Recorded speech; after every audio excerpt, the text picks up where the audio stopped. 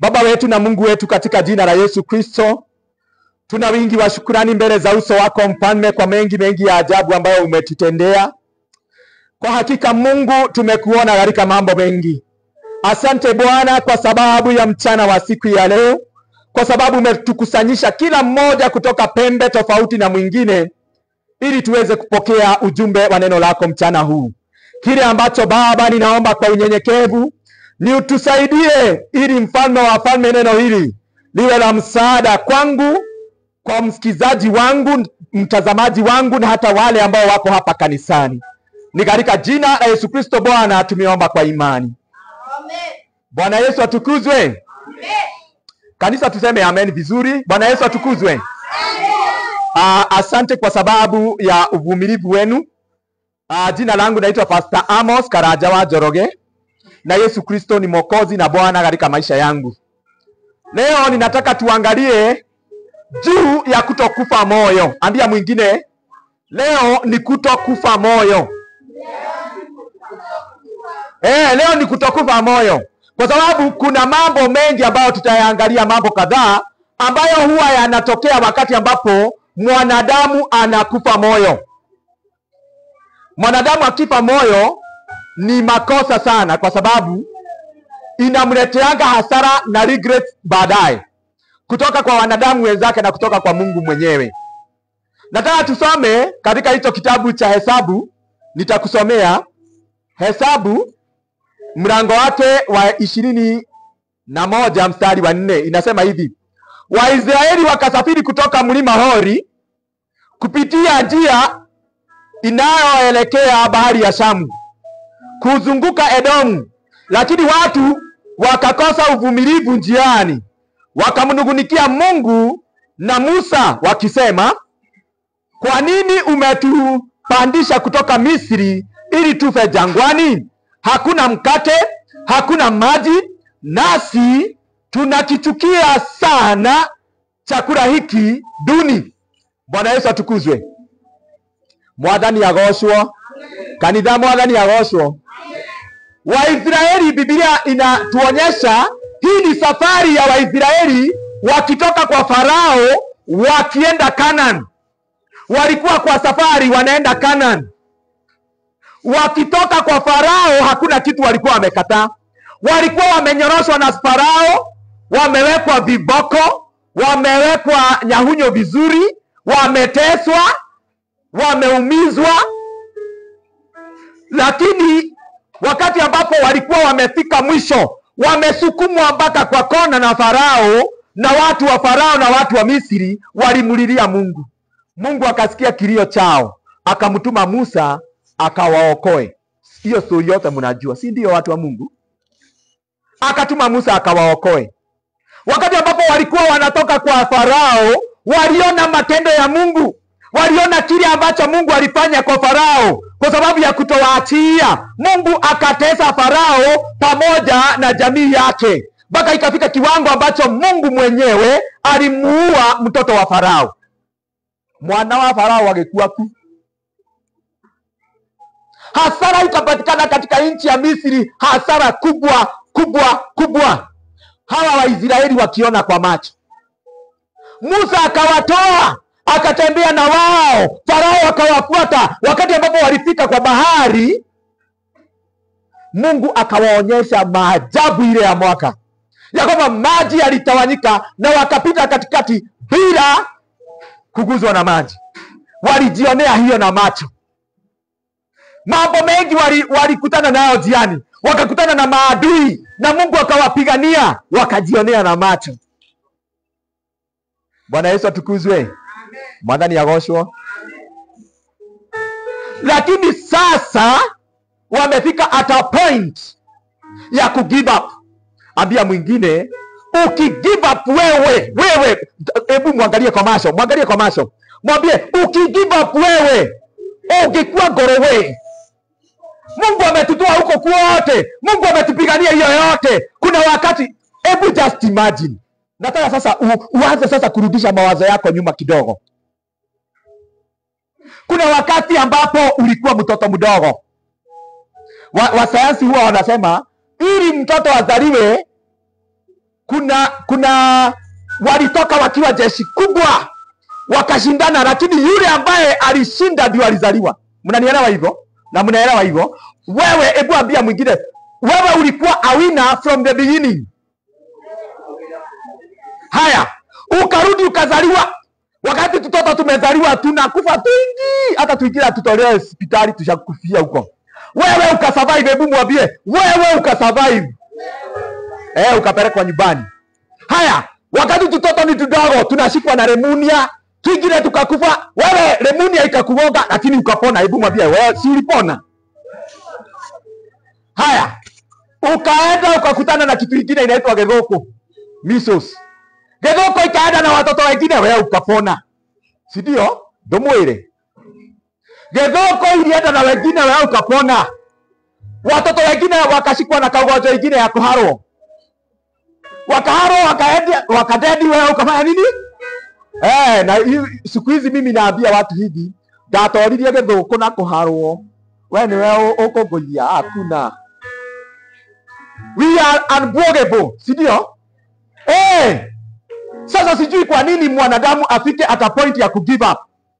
Na mahali ambapo Mungu amemtoa, ile maajabu ambayo Mungu amemfanyia. Ona juzi tu miaka kama 4 imeisha. Sijui ni 4 ama ni 3. Dunia mzima ikafungwa. Airport zikafungwa.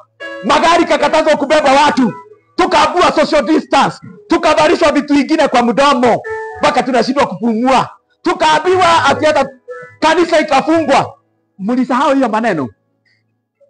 Watu wakaambiwa wamekufa wamejaa kwa mochari. Wewe bado huko. Tamuroreo murie. Wewe ndio wagekuire na ndio kuona. Si muangalie umwambie, si ninakuona wewe ukwenda na corona? Si corona ilikuja na ikaenda na watu wengi sana.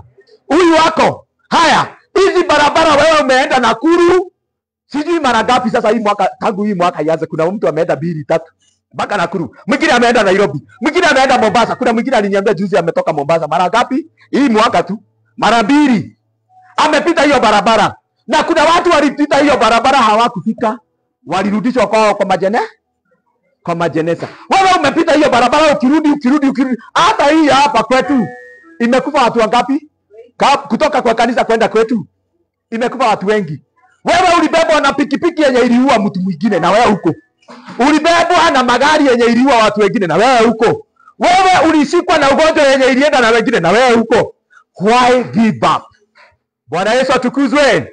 Sisi sio wa angĩkorwo kwĩ mũndũ ũrendete ũkue ngoro mwĩre, we wanyonete ũtukũ we. Hunijui.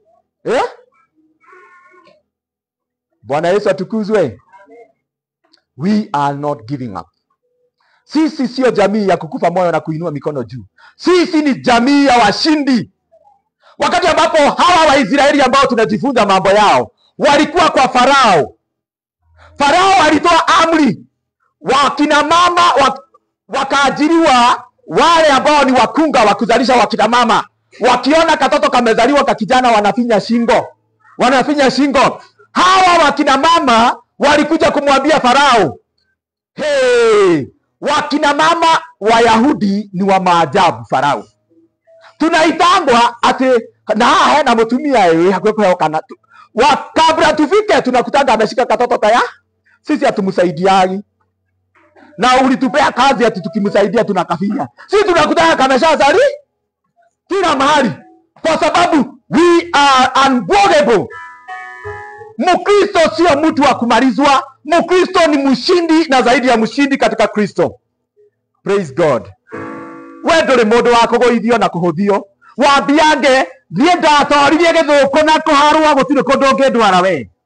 Sasa koi wambiange hivyo. Thiĩ ndatoririe angĩkorwo nĩ ndatoririe corona rĩ. Kama hapa kwetu ni watu wangapi wamwahi kufa ati kuna post elections unasikia fulani ukiulizia either wakamawe akuire agothirwo gĩthimbu. Huyo na watu walikufa wengi lakini si wewe huko. Alafu nani atakuja kukustua? Bwana Yesu atukuzwe. Sisi hatutasema ati sisi ni son of Maumau. Ni kweli Maumau walikuwa na walikufa, lakini sisi yetu tumejionea corona ikiua watu na tukaba. na tukabaki. Mwadhani ya goshwo. Natumai hata wale ambao wako kwa mtandao wanaambiana hivyo ya kwamba sisi we are unbogable. Sasa nataka usikie hasara ya kukufa moyo ni gani, na sio wewe peke yako umewahi pitia shida. Kuna watu wamewahi lala njaa mpaka wiki mzima inaisha, hata aroma kidu na hapo tu na hakufi moyo. Ati wewe kwa sababu jana kulikuwa Valentine, ati kwa sababu haukuletewa maua ili pelekewa mwingine tunakusikia juu ya miti, ugeka atia ati ugethima kilo. Nonsense. Kama hukukufa na corona, unakufa ati na kutoletewa maua makaratasi, vitu ya ujinga. Nonsense. Watu wa Mungu sisi sio watu wa kukufa moyo. Na mahali kama Raila Odinga anani watch leo, ninaweza mwambia we are unbogable. Kukosa kura, kushindwa na kura gapi? Alishindwa na kura gapi? 5. Kushindwa na kura 5 sio kusema ukufe moyo, ni kung'ang'ana mpaka mwisho. We are unbogable. Bwana Yesu atukuzwe. Amen. Kuna wakati ambapo unakuanga na matumaini kabisa. Umepanda shamba na unaona kabisa geke kemerama, lakini mkikuya anasema kuona kemera tikulia. Unaona kabisa mwaka hii nitavuna. Alafu all of a sudden ng'ombe ya jirani inasema leo usiku nitasherekea huko. Wanakuja ng'ombe kama 10 wanalala kwa shamba yako wakifanya vile wanataka. Asubuhi unaenda kuchukua kamba. Hapa Bayeta nimewahi mzee mwingine alipanda ngano ikakuwa smart, lakini wakati wa kuvuna mvua ikanyesha na iishi. Hakuna tingatinga inaweza ingia kuvuna, mvua haiishi, megode hana mai, shamba imekuwa chemichemi. Mzee alichukua tu kamba, anasema besha ilale si aroni, anaenda kujiweka juu ya miti. Nonsense. Hapa tutatolewa na Mungu kupenda, lakini sio wanadamu. Hata kama ulikuwa umechukua loan, wacha hao watu wa banki wakuje uambie pesa yenu ninajua niko na deni, nitatafuta. Ona nyene murona bura iraurire na ngano ikamea juu. Bwana Yesu atukuzwe. Hawa Waisraeli, Biblia inasema walipita njia mbali sana, wakazunguka mahali ambapo barabara kuna vumbi. Leo ndirenda onyiterega vumbi. Ambia mwingine sasa, vumbi hufanya watu wakufe moyo. Karokongo, vumbi. Biblia inasema hawa Waisraeli walipita barabara ilikuwa na vumbi sana. Jua ikawaka ile yenyewe kama ile ya Rodwa ama ya huko Ukambani. Ama ingine tulienda kuhubiri Baringo nikasikia jua yenye sijawahi sikia. Unasikia joto ingine inatoka huku na ingine inatoka huku. Unasikia kiatu unachomwa kwa kiatu, ujui utoe, na ukitoa mchanga itakuchoma. Na kuambia inachoma mtu. Labda wewe umefika to that point. Waisraeli walifika to that point. Hebu tusome tena katika huo mlango wa 21 verse 4. Numbers 21 verse 4. Waisraeli wakasafiri kutoka mlima wa Hori kupitia njia inaelekea bahari ya Shamu kuizunguka Edomu, lakini watu wakakosa uvumilivu. Hii ni Biblia ya Kiswahili. Wakakosa uvumilivu. Biblia ya Kikenya inasema watu wakafa moyo kwa sababu ya hiyo njia. Watu walipita njia mrefu. Labda umepita njia mrefu ya ugonjwa. Ugonjwa inakuja ikienda kutoka inaingia tena. Watoto wanagojeka. Kanagojeka ka kwanza, kanagojeka ka pili, kanagojeka ka tatu. Ukakora tu wanane tutatu tukomete nyumba. Wamegojeka. Unashindwa ufanye nini? Hakuna pesa. Waisraeli walifika at a point. Jua imewaka, joto ni nyingi, kiu ni nyingi na hakuna maji. Vumbi all over, vumbi. Rokogororo, hii vumbi inaweza fanya uve moyo. Sasa hii vumbi ni gani? Watu wa Mungu, kumbuka mahali ambapo Mungu amekutoa. Hawa Waisraeli walitoka kwa Farao, mahali kulikuwa mateso, mahali kulikuwa hakuna amani. Lakini vumbi, wakati vumbi ilikuja, vumbi ikafanya wasahau kuria marutetwo ni Ngai. Wakati uchovu uliingia na kufa moyo kukaingia, wakasahau mahali Mungu amewatoa. Mwathani agocwo. Hawa Waisraeli, Bible inasema hivi, lakini watu wakakosa uvumilivu njiani, wakamnungunikia Mungu na Musa. Wakati ambapo vumbi inakuja, manunguniko inaingia.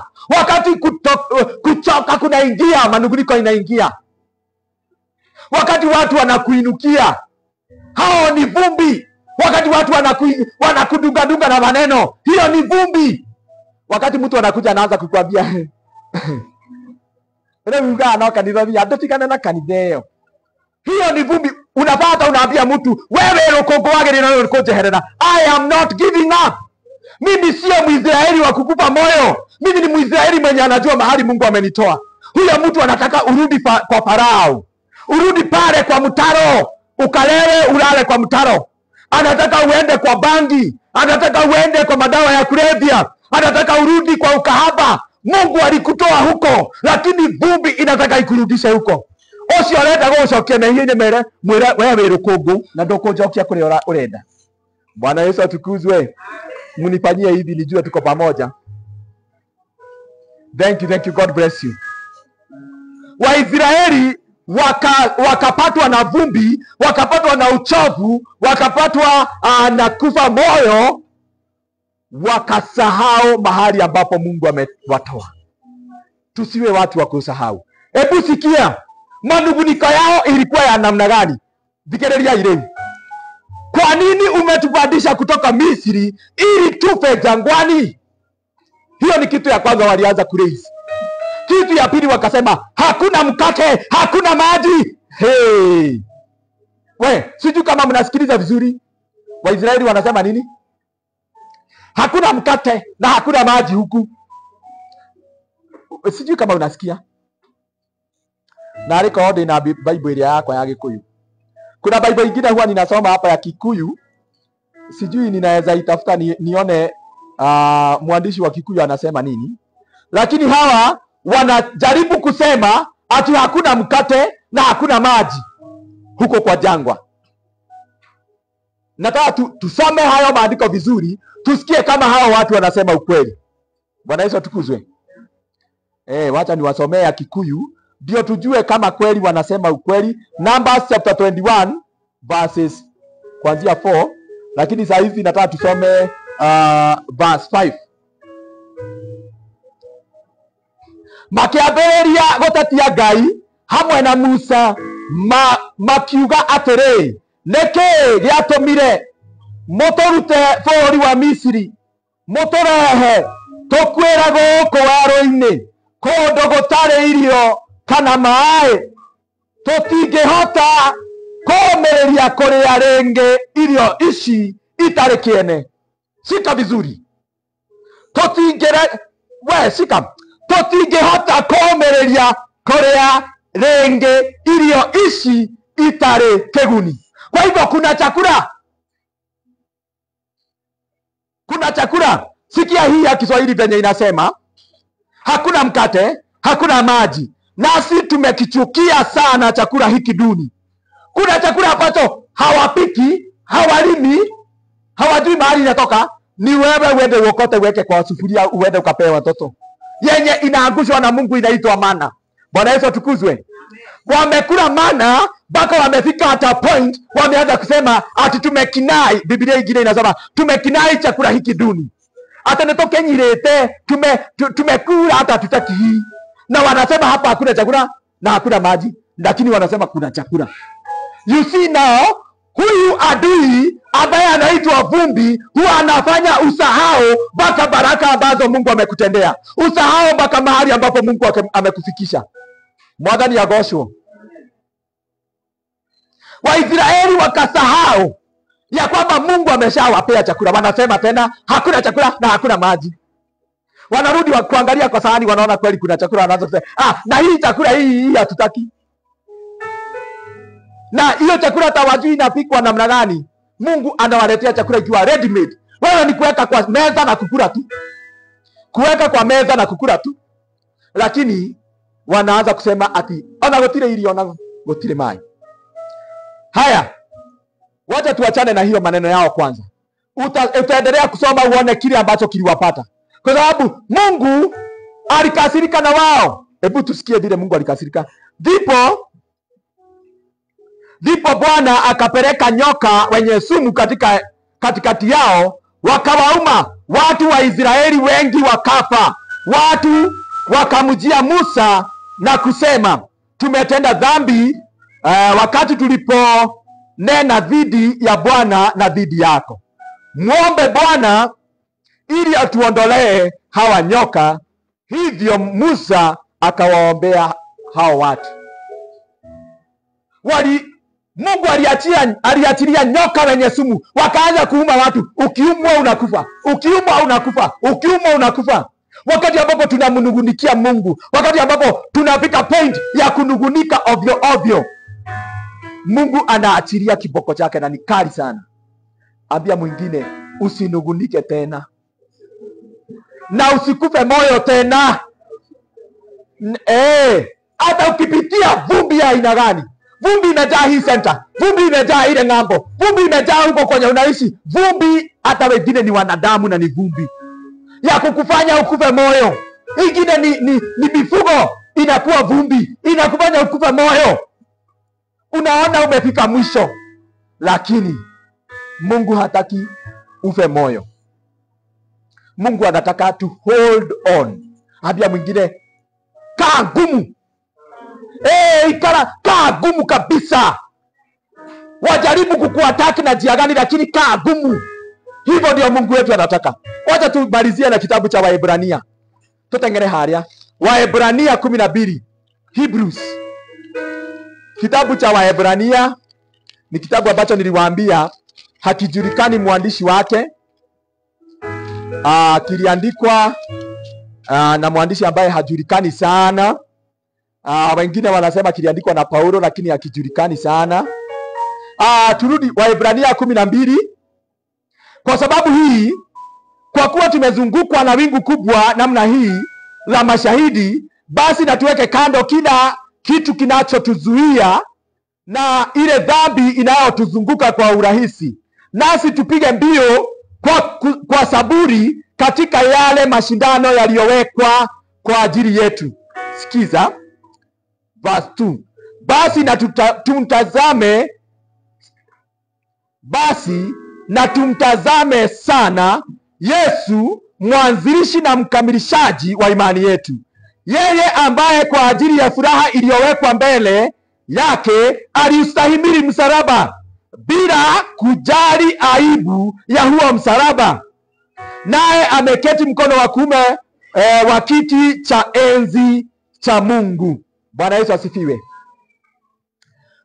Huyu mwandishi anatuambia hivi, despite ya kwamba kuna changamoto hizi zote, Yesu Kristo hakukufa moyo. Yesu Kristo akadhihakiwa, akatajiwa maneno machafu, akaambiwa wewe unatumia spirit mbaya mbaya kufufua watu na kuponya, ati unatumia roho za Beelzebuli, sijui nini. Akaambiwa mambo mengi machafu, lakini Yesu alihold on, hakukufa moyo. Akaustahimili msalaba. Biblia inasema aliustahimili msalaba kwa sababu alijua ni nini imewekwa mbele yake, ati ile furaha imewekwa mbele zake. Waisraeli walikufa moyo, wakasahau ile furaha wamewekewa mbele. Walikuwa wameahidiwa asali na maziwa katika nchi ya Kanani. Sisi Kanani yetu ni biguni. Wachana na hao, wachana na hiyo vumbi inataka kukurudisha Misri kwa Farao ukateseke tena. Wachana na hiyo vumbi ambayo inajaribu kukufunga macho usione baraka ambazo Mungu amekuwekea 2025. Unaanza kulia shida na taabu. Ginya ona wakoro oigereire gikombe metha-ini kihoya iria hauoni, unaanza kusema huku hakuna kitu ya kukunywa, huku ni kukufa tu. Vile Waisraeli wamewekelea chakula hapo na wanasema hakuna chakula na hakuna maji. Bwana Yesu asifiwe. Ati Yesu Kristo alihold on kwa sababu ya aliangalia huko, alitazama huko ile furaha iliyowekwa mbele yake, baada ya yeye kupokea huu uchungu wa msalaba na visu na kumwagwa damu. Sisi tumewekewa uzima wa milele kule mbele.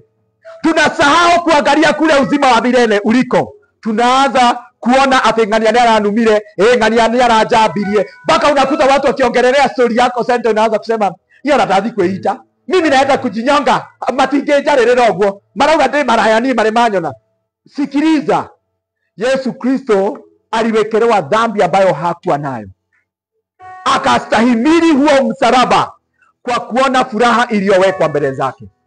Angalia furaha iliyowekwa mbinguni. Angalia furaha iliyowekwa paradiso. Usione wanadamu. Usione mambo ya ulimwengu. Usisikilize sauti za kukuvunja moyo. Bwana Yesu atukuzwe. Mwathani agoshwo. Sijui ni nani anasikia kweli hili neno ni lake siku ya leo. Ati kuna mambo ambayo ulikuwa umepitia, ulikuwa unaona kabisa ni cha kufa moyo. Ati kuna mwingine anasema ati jana tu hakuambiwa happy Valentine. Ni juzi, si jana, ilikuwa juzi. Ati aona ka message kama gako jira happy Valentine. Dinona. Ona dile hata sina haja ulimwengu huu, hata sioni maana ya kuishi, hata sioni maana ya kwenda kanisa. Kuna mwingine ati kwa sababu alipata msiba, pastor hakujua, washirika hawakujua, hakuona watu wakikuja kusema pole kwao. Nili andu akanitha enge no ndonire akanitha yao. Anasema nioneo kanitha ndikana thierenge, hata kanisa nimewacha, no ti pastor. Mwingine labda alikuja nikamuombea na nikamwambia pokea uponyaji katika jina la Yesu Kristo. Anasema kwa nini pastor aliombea mama wa Jiro na akapona hapo, na mimi aliniombea, alisema receive na hakuna kitu nisikia. Wanaje yule tahe power ya shuka hau, sikusikia kitu. Na anasema hiyo kanisa limewacha, wanadigana soka kuu na anakufa moyo kama hawa wa Israeli. Labda mwingine uliniita niende niombee brother yako kwa hospitali, na nikamwombea, nikamwambia receive healing, na kesho brother yako amekufa. Unaweza kusema niye ndauga atiriri ucio muhunjie to imanu to kafina thiruari, sitarudi kwa sababu nilimwambia aombee brother yangu apone, brother yangu akakufa. Ikishoka hajuga ni muhunjie wanako. Kuna watu ambao wamefika kama hawa wa Israeli, ati vumbi imekujaa hivi mpaka huoni baraka za Mungu, hauoni neema ya Mungu, hauoni ukombozi wa Mungu juu ya maisha yako. Wewe unaona tu hasara, unaona tu kuwezwa, kushindwa, unaona tu hakuna haja. Wacha Mungu atusaidie. Tusimame kwa miguu yetu. Rogama ina maguru manyu. Tafadhali kila mmoja. Na nitawaomba kila mtu ainue sauti yake mbele za Bwana. Amwambie Bwana, niye Ngai wakwa ndingenda gukinya hau Israeli makinyire ukimahora giboko. Siwezi taka kufika hata point ya kukufa na kukufa moyo na kumkasirisha Mungu. Siwezi taka kufika at that point yenye itafanya Mungu ainue nyoka za kuniuma na kuangamiza uhai wangu na imani yangu. Bwana Yesu atukuzwe. Mwathani agoshwo. Siku ya leo tutainua mikono yetu mbele za Bwana. Katika haya madhabahu tuambie Baba, Mungu wangu, Ngai wakwa, ndingenda gukua ngoro, onokoro hata kama huo mwaka ambao ulipita nililima, kuna kitu nilipata. Shamba ilikuwa hasara tupu. Mpaka umesema hii mwaka ndirĩroragira andu magithii migunda, siwezi enda hiyo shamba. Na ni kweli unaangalia watu tu wanaenda shamba. Uikarite thĩ gwaku igĩrĩire magũrũ igũrũ, ũgakĩrĩa kĩ?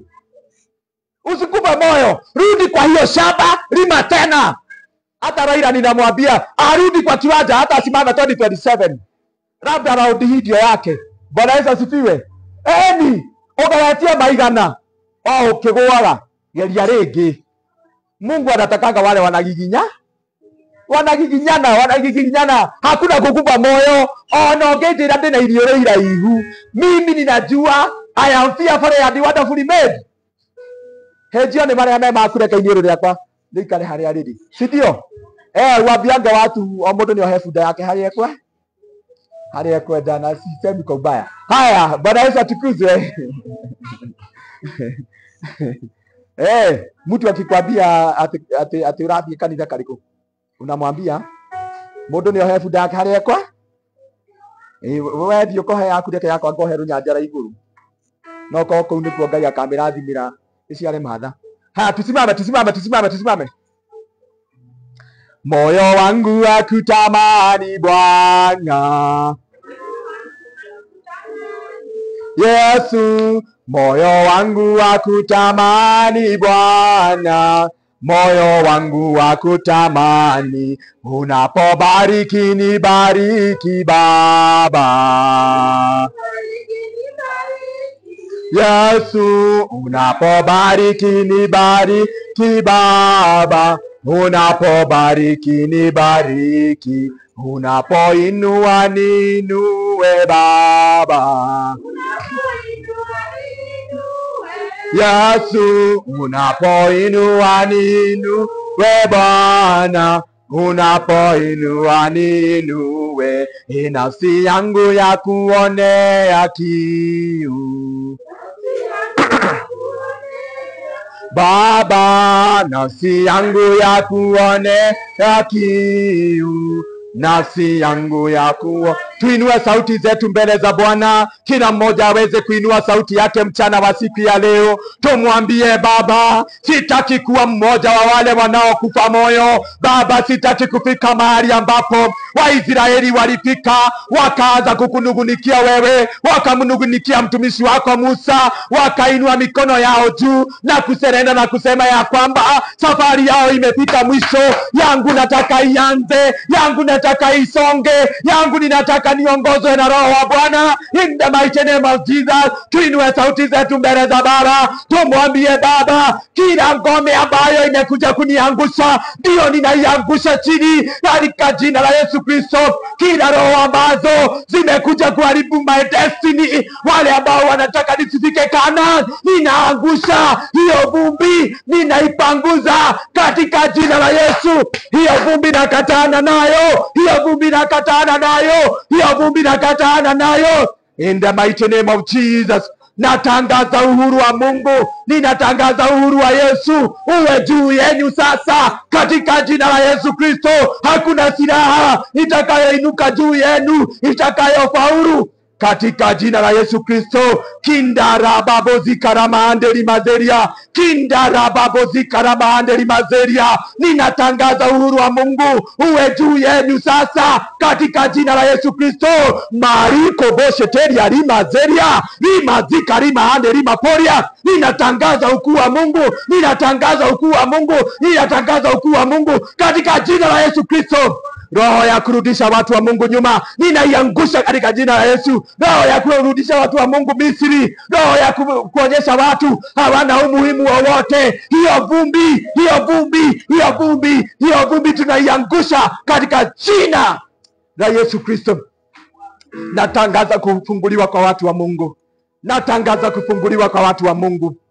Kama uko mahali hapa na ungependa Mungu akufungue, hiyo roho ya kugive up na kusikiliza vumbi vile inavyokufunika macho, vumbi vile inavyokuambia ya kwamba hauwezi fika Kanaan, nataka nikuombee na tuangushe hiyo kila aina ya vumbi katika jina la Yesu Kristo. Kama wewe ulikuwa unakufa moyo, inua mkono wako juu, na kuanzia dakika hii, hiyo kukufa moyo imefika mwisho.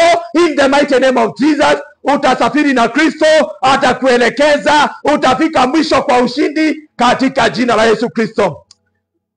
Baba, ninatangaza ya kwamba mikono iliyoinuliwa mbele za uso wako watapokea ushindi, watafika Kanaan, wataona ushindi wa Bwana ukiwa upande wao katika jina la Yesu Kristo. Receive your freedom, receive your healing in the mighty name of Jesus. Pokea uponyaji wako wa moyo na wa mawazo. Wengine ambao wana struggle na addiction za kila aina, ninatangaza ya kwamba wafunguliwe katika jina la Yesu Kristo. Baba, waonekanie, Kristo washindanie, tenda miujiza ya ajabu juu ya maisha yao, maana wewe ni Mungu wa ajabu. Katika jina la Yesu Kristo Bwana tumeomba kwa imani. Tupigie Yesu makofi mazuri. Kanisa, tupigie Yesu makofi mazuri, makofi mazuri. Sisi makofi mazuri. Shangwe na vigelegele kwa Bwana Yesu wewe. Thank you. Nataka tuweze kuomba kwa sababu ya sadaka zetu. Kila mmoja aweze kushika dhabihu yake kwa mkono. Kila mmoja aweze kushika dhabihu yake, niombe.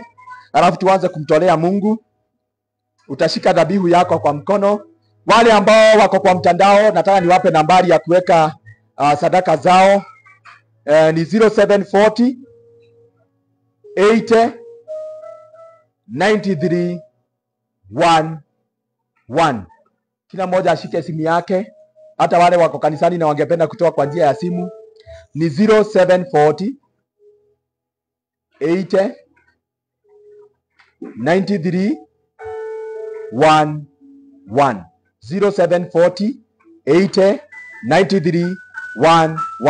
0740 80 93 11. Wale ambao wako kwa mtandao, next Sunday tutawaandikia nambari zetu pale. Na najua leo mmefurahia live coverage yetu, imekuwa nzuri. Tutawaandikia hizo nambari next Sunday hapo, ili kutoa sadaka zako kuwe kwepesi. 0740 80 93 11. 0740 80 93 11. Nataka tuombe kwa sababu ya dhabihu zetu. Kila mmoja akamate dhabihu yake sasa, tukiombea wale ambao wameweka tayari. Mungu awabariki katika jina la Yesu Kristo. Natangaza ukuu wa Mungu uwashukie kwa njia ya ajabu kuanzia dakika hii. Kila aina ya hasara tunaikataa katika jina la Yesu Kristo. Baba wa rehema, ninatangaza ya kwamba hawa wote ambao wameshika dhabihu zao, pitia kwa hizi dhabihu Baba, kumaliza roho ya kukufa moyo kuanzia sasa katika jina la Yesu. Hili shamba libarikiwe. Nina cancel kila aina ya hasara. Wanyama waharibifu kwa mashamba yetu, ninawapinga na kuwakataa katika jina la Yesu Kristo. Wanyama waharibifu kwa ndege tunaowafuga, ninatangaza ya kwamba hawatavamiwa tena, kwa maana wako na security in the mighty name of Jesus. Biashara zetu zimebarikiwa, hakuna hasara tena. Mahali tumeajiriwa kumebarikiwa. Mungu wetu, hatutakosa vibarua, maana Mungu huko katika kiti chako cha enzi. Ulituahidi 2025 ni mwaka wa utajiri. Tunatangaza utajiri kwa kila mmoja wetu, ili Mungu tupe vingi vya kukuabudu navyo. Ni katika jina la Yesu Kristo Bwana tumeomba kwa imani. Amen. Ashas, mtusaidie weka hizo vikapu, hiyo kikapu ya sadaka, watu watolee Mungu sadaka zao upesi. Wale ambao wa mtandao, muendelee kutoa sadaka zenu katika 0740 80 93 11. 0740 80 93 11. God bless you. Watu wa mtandao, ninataka kuwaambia kwa heri. Tupigie watu wa online makofi. Makofi mazuri tunapowaambia thank you. God bless you. Asanteni. Tupatane next time, God willing.